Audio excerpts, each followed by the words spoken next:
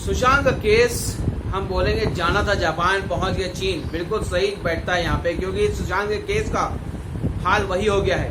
कहाँ जा रहा था, कहाँ पहुंच गया, आप भी जानते हैं, हम भी जानते हैं। शुरुआत हुई थी आत्महत्या से, हत्या आत्महत्या, इसी गुत्थी में उलझ कर रह गया है सुशांत का केस।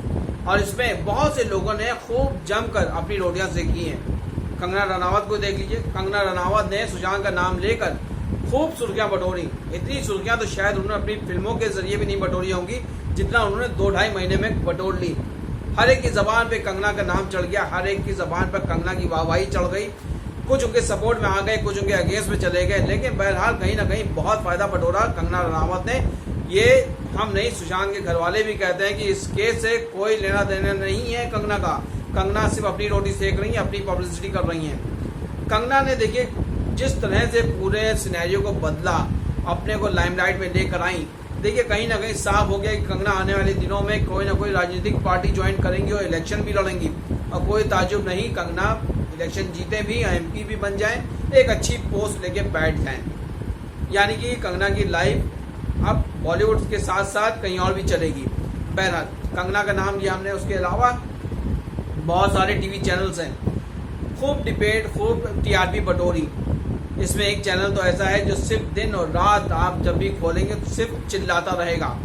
उसके यहाँ से उन्हीं को ऐसा लगता है नौकरी मिलती है जो चिल्लाना अच्छा जानते होंगे, जिनको चिल्लाना आता है, भले वो सड़क पे चिल्लाएं या स्टूडियो के अंदर बैठ के चिल्लाएं, लेकिन चिल्लाना आना चाहिए उनकी। उनकी ऐसी पूरी एक स्ट्रैटेजी है। उनके रिपोर्टर्स को देख लीजिए आप, लगता ही नहीं कि जर्नलिज्म है वो करके आए हैं, लगता ही नहीं कि वो जर्नलिस्ट हैं। जिस तरह की भाषा यूज करते हैं अपने कलीग्स के लिए, अपने दूसरे चैनल्स के साथियों के लिए, जिस तरह से वो लोग आवाजें उठाते हैं, जिस तरह उनके ऊपर तंज करते हैं, लगता ही नहीं कि जर्नलिस्ट हैं। क्योंकि जर्नलिज्म तो ऐसा होता है कि एक दूसरे का आईना होता है।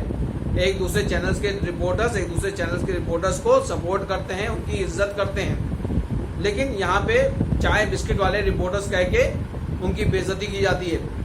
उस चैनल ने भी खूब सुर्खियां बटोरी, दिन रात रिया सुशांत कर करके उसने अपनी थ्योरी बटोरी। और ये समझ में नहीं आता कि उनके यहाँ जो दिल में आ रहा है, जिसके दिल में आ रहा है, मुंह में आ रहा है, वो बोल रहा है बस।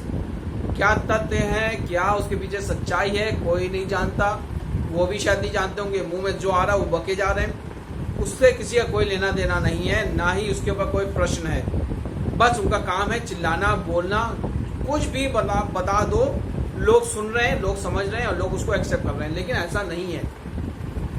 ये जो बहुत अंदर की बातें जो निकाल के लाते हैं ना, कि एनसीबी के सोर्सेस से पता चला, एनसीबी के अधिकारियों से पता चला कि दीपिका रो पड़ी, हाथ जोड़ लिए, दीपिका ने ये कर लिया, रिया ने वो कर लिया। भाई साहब आपको बता दें कि एनसीबी के कोई भी अधिकारी, यहाँ तक कि प्यून भी एक खबर बाहर नहीं देता है। इनको सिर्फ सूत्र लगा के आप लोगों को बहकाना आता है, बहकाते हैं हेडलाइंस बना के। इसको हम जर्नलिज्म नहीं मानते हैं, क्योंकि ये जर्नलिज्म है नहीं। देखिए जर्नलिज्म था जब जसिका लाल हत्याकांड, जब उसके पीछे मीडिया पड़ा था तो उसको सॉल्व किया गया था अपने एक बहुत ही सजे हुए अंदाज में, एक साफ सुथरे अंदाज में जसिका लाल हत्याकांड को मीडिया ने उठाया था, उसको अंजाम तक पहुंचाया था। लेकिन यहाँ पे जर्नलिज्म नहीं रह गया। अब यहाँ पे सिर्फ चिल्लाना, कुछ भी बोल देना, वो जर्नलिज्म हो चुका है। बहरहाल हम ये कह रहे थे कि इस मामले में बहुत से लोगों ने बहुत सारी सुर्खियां बटोरी हैं। अगर आप मुझसे सहमत हो तो आगे हम एक बात और आपसे करना चाहेंगे कि बहुत सारे नाम एनसीबी के रडार पे आ गए, बहुत सारे लोग एनसीबी के रडार पे हैं। आगे आने वाले दिनों में बहुत सारे लोग जो हैं एनसीबी के रडार पे आएंगे, बड़े बड़े नाम आएंगे। और उनका ये मानना है, ये कहना है, रिया के बाद से, रिया की गिरफ्तारी के बाद से, ड्रग्स पेडलर्स को पकड़ने के बाद से ये कहा गया कि बॉलीवुड के अंदर जो है वो ड्रग्स का एक बड़ा माफिया चल रहा है, बड़ा नेक्सस चल रहा है। तो भाई साहब ठीक है, वो गलत है। ड्रग्स रखना, ड्रग्स लेना, ड्रग्स सप्लाई करना, हर चीज़ गलत है, हर चीज़ गैर कानूनी है। उस पर सज़ा होनी चाहिए, पकड़ना भी चाहिए और ये उनका हक बनता है, सज़ा मिले उनको। लेकिन एक चीज़ हम आपसे पूछना चाहेंगे जो मेरे दिमाग में चलती है कि इतनी बड़ी ड्रग्स, करोड़ों की ड्रग्स कंट्री के अंदर आ जाती है, कंट्री के अंदर आती है, स्टेट्स के अंदर आती है और फिर यहाँ से सप्लाई हो जाती है लोगों को पार्टीज में। अगर कहीं पे भी नाकाबंदी लगी होती है तो वहां से हम और आप एक बाइक भी ले नहीं जा सकते बिना चेकिंग के।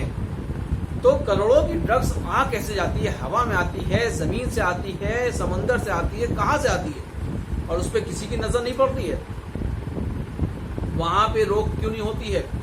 वहां पे रोक टोक क्यों नहीं होती? वहां पे पकड़ाई क्यों नहीं होती? वहां पे ठीक है, यहाँ पे जितने लोग पकड़े जा रहे हैं उन्होंने लिया है, उनको पकड़ना भी चाहिए, उनको सजा मिलनी भी चाहिए, लेकिन जो जड़ है वो वहां जड़ को नहीं उखाड़ पा रहे, जड़ को नहीं पकड़ पा रहे। हवा में सिर्फ हवा में पत्तियां काटी जा रही इस वक्त। जड़ें पकड़ना बहुत जरूरी है। इससे हम भी सहमत होंगे और आप भी जरूर सहमत होंगे मेरी इस बात से। बहरहाल अभी हम ये कह रहे थे कि सुशांत का केस ऐसा चला, सुशांत की जो सहानुभूति थी, सुशांत का कैरेक्टर पूरा असैसिनेट कर दिया गया। सुशांत के कैरेक्टर को हम बोलेंगे उसके ऊपर इतनी तोहमतें लगा दी गई। अब जाहिर सी बात है, जो इंसान दुनिया से चला गया अब वो तो वापस नहीं आ सकता अपनी सच्चाई, अपनी गवाही देने के लिए। लेकिन कुछ लोगों के चक्कर में सुशांत का पूरी तरह से असैसिनेशन कर दिया गया उसके कैरेक्टर का, कि सुशांत का कैरेक्टर भी कम था, लूज था, सुशांत ड्रग्स भी लेते थे। इस तरह की बहुत सारी बातें सामने आ गई जिससे दुख होता है, क्योंकि सुशांत अब इस दुनिया में नहीं है। उनके ऊपर इस तरह की तोहमतें लगती हैं तो थोड़ा सा दुख होता है, क्योंकि सुशांत जो है हमारे आपके बीच का हिस्सा थे।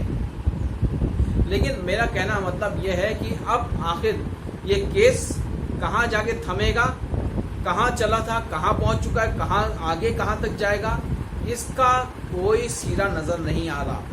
सब चाहते हैं कि सुशांत को जो है वो मिल जाए इंसाफ, लेकिन सुशांत को इंसाफ कब मिलेगा, कहाँ मिलेगा, कैसे मिलेगा, कुछ पता नहीं चल पा रहा है, क्योंकि सीबीआई के ऊपर भी बहुत ज्यादा प्रेशर है।